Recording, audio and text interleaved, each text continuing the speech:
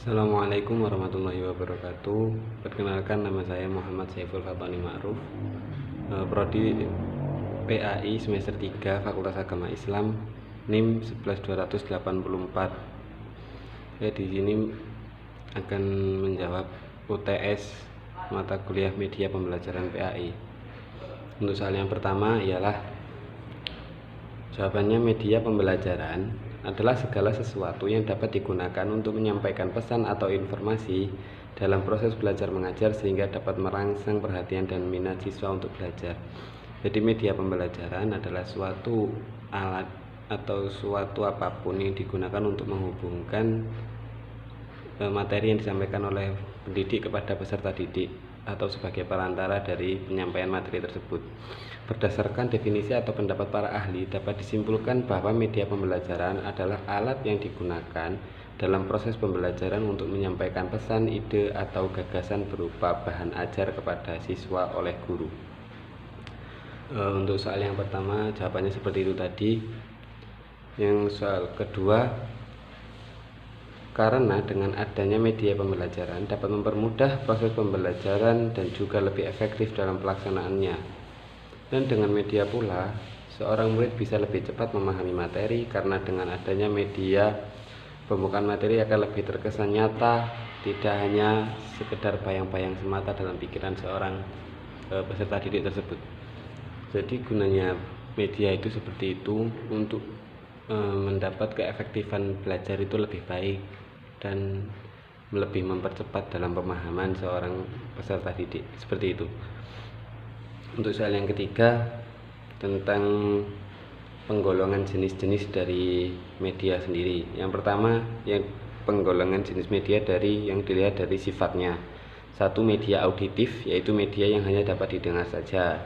Dua, media visual, yaitu media yang hanya dapat dilihat saja tanpa mengandung unsur suara.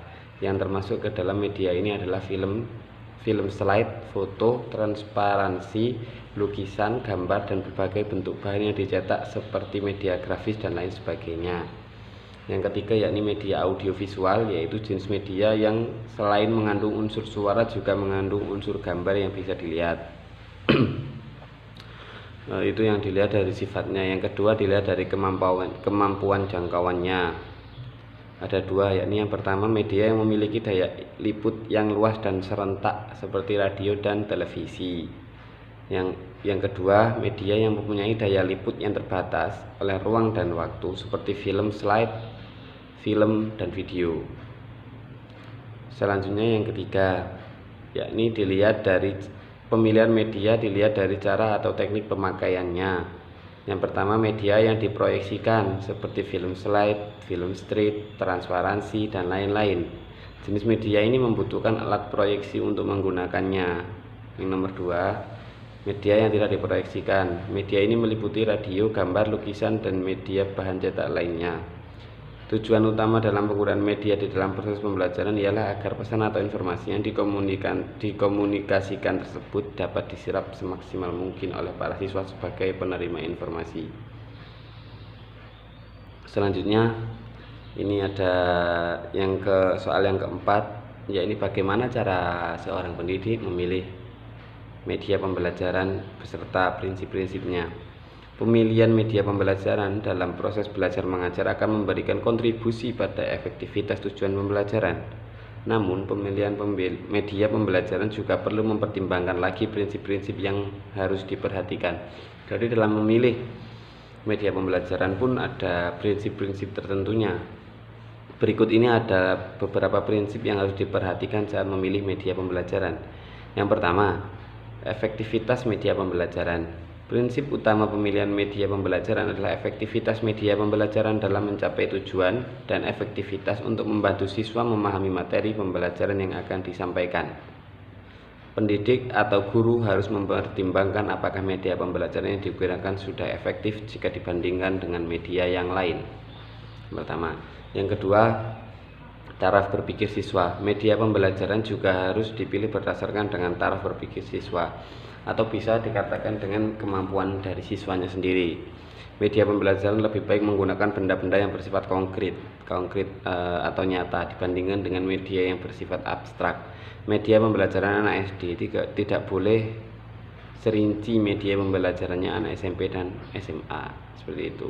Selanjutnya, interaktivitas media pembelajaran. Prinsip selanjutnya dalam pemilihan media pembelajaran adalah interaktivitas. Seberapa interaktif sih siswa terhadap media pembelajaran? Semakin interaktif media, maka akan semakin bagus media pembelajaran tersebut karena bisa lebih mendorong siswa agar aktif dalam pelajaran. Selanjutnya, minat siswa terhadap media pembelajaran. Penting sekali bagi guru memperhatikan minat siswa dalam media pembelajaran, karena sebuah media pembelajaran sangat mempengaruhi minat siswa. Ada beberapa media pembelajaran ini dapat mempengaruhi minat siswa lebih baik dari media pembelajaran yang lainnya. Dan terakhir, untuk pemilihan jenis dari media sendiri, yaitu kemampuan guru menggunakan media tersebut. Sebagus apapun medianya, tidak akan efektif bila guru tidak menguasai media tersebut. Misalkan, media pembelajaran berbasis komputer, jika gurunya tidak menguasai pembelajaran yang berbasis komputer, maka akan sia-sia saja. Demikian dari saya. Terima kasih dan mohon maaf apabila ada salah kata. Assalamualaikum warahmatullahi wabarakatuh.